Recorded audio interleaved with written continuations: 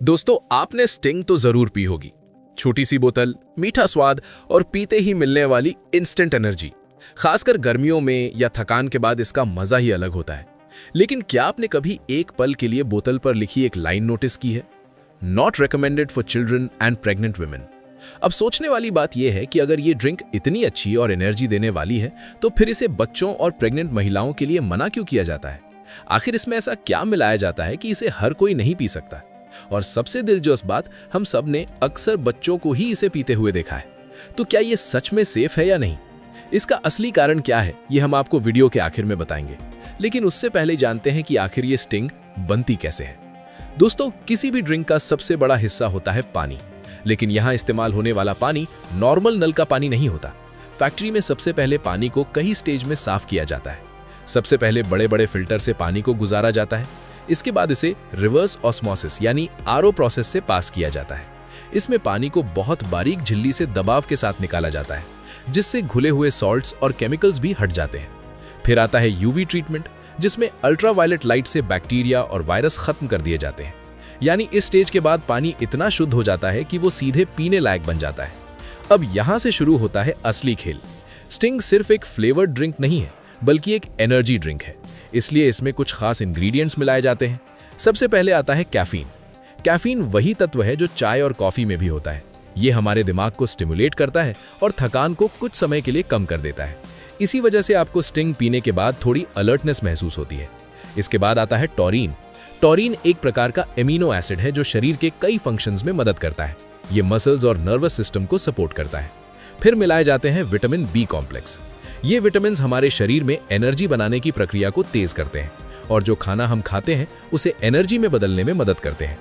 अब आती है शुगर। शुगर तुरंत एनर्जी देती है, लेकिन ज्यादा मात्रा में यही चीज नुकसानदायक भी हो सकती है। इन सभी चीजों को एकदम सटीक मात्रा में मिलाया जाता है, क्योंकि अगर प्रोपोर्शन थोड़ा भी बिगड़ जाए तो टेस्ट और इफेक्ट दोनों बदल सकते हैं। अब इस ड्रिंक का बेस तैयार किया जाता है, जिसे सिरप बेस कहा जाता है। यहाँ बड़े स्टेनलेस स्टील टैंकों में पानी और शुगर को मिलाकर एक गाढ़ा सिरप बनाया जाता है। इस दौरान टैंक के अंदर बड़े बड़े मिक्सर लगातार घूमते रहते हैं ताकि शुगर पूरी तरह डिसॉल्व हो जाए। टेम्परेचर को भी कंट्रोल किया जाता है, क्योंकि ज्यादा गर्म होने पर शुगर का स्वाद बदल सकता है और कम गर्म होने पर वो ठीक से घुलेगी नहीं। अब आता है वो स्टेप जो स्टिंग को उसकी पहचान देता है, फ्लेवर। स्टिंग का टेस्ट थोड़ा फ्रूटी, थोड़ा टैंगी और थोड़ा शार्प होता है। ये टेस्ट अलग अलग फ्लेवरिंग कंपाउंड्स को मिलाकर बनाया जाता है। इनमें कुछ नेचुरल एक्सट्रैक्ट्स होते हैं और कुछ आर्टिफिशियल फ्लेवर मॉलिक्यूल्स। इनकी मात्रा बहुत कम होती है, लेकिन यही पूरी ड्रिंक का कैरेक्टर तय करते हैं। यहाँ पर फ्लेवर साइंटिस्ट्स कई ट्रायल्स करते हैं, तभी जाकर एक फाइनल टेस्ट तैयार होता है जो हर बोतल में बिल्कुल सेम रहता है। अब बात करते हैं इसके रंग की, क्योंकि नेचुरल ड्रिंक्स का रंग हर बार अलग हो सकता है, इसलिए इसमें फूड ग्रेड कलर मिलाया जाता है। ये पूरी तरह सेफ होता है और सिर्फ अपीयरेंस बेहतर बनाने के लिए डाला जाता है, ताकि हर बार जब आप बोतल उठाएं तो उसका रंग एक जैसा और अपीलिंग लगे। अब आता है कार्बोनेशन। इस स्टेप में ड्रिंक में कार्बन डाइऑक्साइड गैस मिलाई जाती है। ये काम हाई प्रेशर में होता है। जब गैस ड्रिंक में घुल जाती है तो वो बोतल के अंदर ही रहती है, और जैसे ही आप बोतल खोलते हैं, प्रेशर कम होते ही गैस बाहर निकलती है और वही फिज की आवाज आती है। यही फिज स्टिंग को और रिफ्रेशिंग बनाता है। इसके बाद ड्रिंक को पैस्चराइजेशन प्रोसेस से गुजारा जाता है। इसमें इसे लगभग 90 डिग्री के आसपास कुछ समय के लिए गर्म किया जाता है। इससे कोई भी हार्मफुल बैक्टीरिया या माइक्रो ऑर्गेनिजम्स खत्म हो जाते हैं और ड्रिंक ज्यादा समय तक सुरक्षित रहती है। अब आता है होमोजेनाइजेशन। इस प्रोसेस में ड्रिंक को बहुत हाई प्रेशर से गुजारा जाता है, जिससे उसके अंदर मौजूद सभी पार्टिकल्स बहुत छोटे और बराबर हो जाते हैं। इससे होता यह है कि ड्रिंक अलग अलग लेयर्स में नहीं बढ़ती और हर सिप एक जैसा स्मूथ लगता है। अब इस तैयार ड्रिंक को बड़े सील्ड टैंक्स में स्टोर किया जाता है। इन टैंकों में टेम्परेचर और क्लीनलीनेस का खास ध्यान रखा जाता है ताकि ड्रिंक खराब ना हो। कई बार ये ड्रिंक हफ्तों या महीनों तक यहाँ स्टोर रहती है। अब आती है बॉटलिंग प्रोसेस। सबसे पहले खाली बोतलों को मशीनों से धोया जाता है, फिर उन्हें सैनिटाइज किया जाता है ताकि कोई भी कंटैमिनेशन ना रहे। इसके बाद ऑटोमेटिक फिलर्स के जरिए हर बोतल में बिल्कुल सही मात्रा में ड्रिंक भरी जाती है और तुरंत कैप लगा दी जाती है। ये पूरा प्रोसेस इतना तेज होता है कि 1 मिनट में सैकड़ों बोतलें तैयार हो जाती हैं। इसके बाद हर बैच की लैब टेस्टिंग होती है। यहाँ टेस्ट, एसिडिटी, शुगर लेवल और सेफ्टी पैरामीटर्स चेक किए जाते हैं। अगर सब कुछ सही होता है तभी इन्हें मार्केट में भेजा जाता है। तो दोस्तों, कुछ इस तरह एक छोटी सी स्टिंग इतने सारे साइंटिफिक और कंट्रोल्ड प्रोसेसेस से गुजर कर बनती है। अब वापस आते हैं उस सवाल पर कि आखिर क्यों लिखा होता है not recommended for children and pregnant women.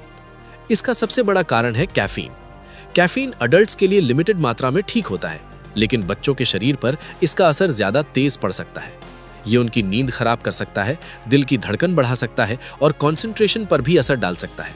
वहीं प्रेग्नेंट महिलाओं के लिए भी ज्यादा कैफीन लेना रिस्की माना जाता है, क्योंकि ये अनबॉर्न बेबी के डेवलपमेंट को प्रभावित कर सकता है। इसके अलावा इसमें शुगर भी काफी मात्रा में होती है, जो ज्यादा लेने पर ओबेसिटी और अन्य समस्याएं पैदा कर सकती है। इसीलिए कंपनियां पहले से ही वार्निंग लिख देती हैं ताकि लोग इसे समझदारी से और सीमित मात्रा में पिएं। तो दोस्तों, अगली बार जब आप स्टिंग की बोतल खोलें तो सिर्फ उसका स्वाद ही नहीं, बल्कि उसके पीछे छुपी पूरी साइंस को भी जरूर याद रखें। और जैसे स्टिंग आपको इंस्टेंट एनर्जी देती है, वैसे ही खाने के बाद एक चीज है जो हर भारतीय घर में बड़े चाव से खाई जाती है, हाजमोला। खाना ज्यादा हो जाए या पेट भारी लगे तो बस एक हाजमोला और सब ठीक। लेकिन क्या आपने कभी सोचा है कि ये छोटी सी गोली आखिर बनती कैसे है? तो चलिए जानते हैं हाजमोला के पीछे छुपी पूरी फैक्ट्री और उसकी दिलचस्प कहानी। दरअसल हाजमोला बनने की शुरुआत किसी फैक्ट्री से नहीं, बल्कि खेतों से होती है। भारत के अलग अलग हिस्सों में किसान कई तरह की फसलें उगाते हैं, जो बाद में हाजमोला बनाने में इस्तेमाल होती हैं। इनमें सबसे महत्वपूर्ण है जीरा। जीरे की खेती खास तौर पर गर्म और सूखे इलाकों में की जाती है। जब इसकी फसल तैयार हो जाती है, तब किसान इसे सावधानी से काटते हैं और धूप में सुखाते हैं। इसके बाद जीरे को साफ करके बड़े बड़े बोरों में भर दिया जाता है।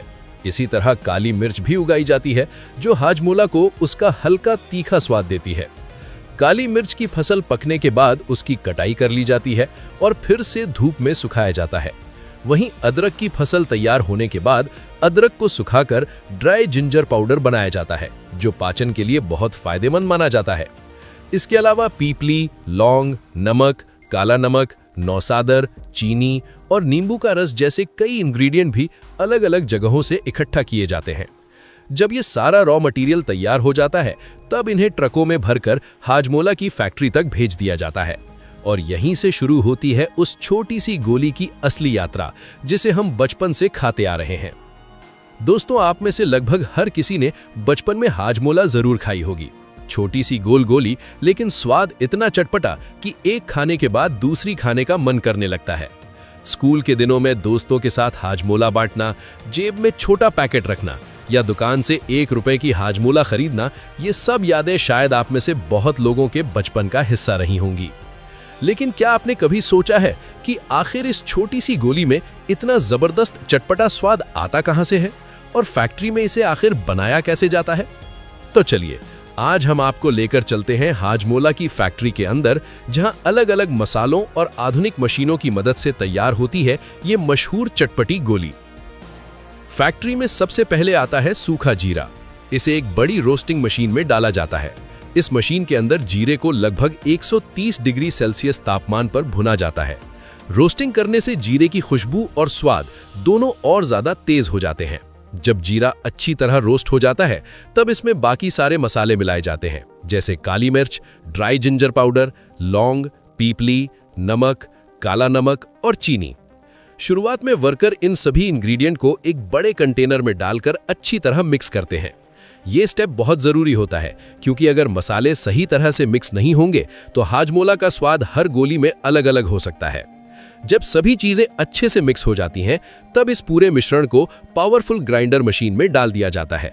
ये मशीन धीरे धीरे सभी मसालों को पीसकर बहुत ही महीन पाउडर में बदल देती है। लेकिन यहाँ प्रोसेस खत्म नहीं होती। बेहतर क्वालिटी के लिए इस पाउडर को एक बार नहीं, बल्कि कई स्टेज में ग्राइंड किया जाता है। इन एडवांस मिक्सर और ग्राइंडर मशीनों की वजह से सभी मसाले पूरी तरह से बारीक और एक जैसे बन जाते हैं। जब पाउडर पूरी तरह तैयार हो जाता है, तब इसे एक खास सीविंग मशीन में भेजा जाता है। इस मशीन का काम पाउडर को छानना होता है। अगर पाउडर में 3 मिलीमीटर से बड़े दाने रह जाते हैं, तो मशीन उन्हें अलग करके दोबारा क्रश कर देती है। अब बारी आती है सबसे दिलचस्प स्टेप की, हाजमोला की गोलियां बनाना। इसके लिए पाउडर से भरे कंटेनर को एक ऑटोमेटिक टैबलेट मेकिंग मशीन में डाला जाता है। ये मशीन बेहद तेज और सटीक होती है। लगभग 25 आरपीएम की स्पीड से काम करते हुए ये मशीन हर घंटे करीब 2 लाख हाजमोला की गोलियां बना सकती है। मशीन के अंदर हाई प्रेशर का इस्तेमाल किया जाता है। जब पाउडर छोटे छोटे सांचों में जाता है तो मशीन उसे दबाकर गोल टैबलेट का रूप दे देती है। कुछ ही सेकंड में मशीन से बाहर निकलती हैं छोटी छोटी चटपटी हाजमोला की गोलियां। और यकीन मानिए, हर दिन फैक्ट्री में लाखों नहीं बल्कि करोड़ों हाजमोला की गोलियां तैयार होती हैं, क्योंकि भारत में इसकी डिमांड बहुत ज़्यादा है। अब इन गोलियों को एक कन्वेयर बेल्ट के जरिए पैकेजिंग सेक्शन में भेज दिया जाता है। यहाँ मशीनें इन गोलियों को गिनती हैं और छोटे छोटे पैकेट्स में पैक कर देती हैं। वैसे यहाँ मुझे एक मज़ेदार बात याद आती है। जब मैं बचपन में 1 रुपए वाली हाजमोला खरीदता था, तब उसके छोटे पैकेट में 6 गोलियां आती थीं। लेकिन आजकल उसी 1 रुपए वाले पैकेट में सिर्फ 4 गोलियां ही मिलती हैं। यानी समय के साथ पैकेट तो वही रहा, लेकिन गोलियों की संख्या थोड़ी कम हो गई। खैर, पैकिंग पूरी होने के बाद इन छोटे छोटे पैकेट्स को डिब्बों में रखा जाता है। फिर इन डिब्बों को बड़े बड़े कार्टन बॉक्स में पैक कर दिया जाता है। इसके बाद ये कार्टन ट्रकों में लोड किए जाते हैं और भारत के अलग अलग राज्यों और शहरों में भेज दिए जाते हैं। वहां से ये माल डिस्ट्रीब्यूटर के पास पहुंचता है और फिर धीरे धीरे यही हाजमोला हमारी लोकल किराना दुकानों तक पहुंच जाती है, जहां से हम इसे खरीदकर बड़े मजे से खाते हैं। दोस्तों, आज के समय में हाजमोला कई अलग अलग फ्लेवर में भी आती है, जैसे रेगुलर फ्लेवर, इमली फ्लेवर, पुदीना फ्लेवर, अनारदाना फ्लेवर, चटकोला फ्लेवर और हींग फ्लेवर।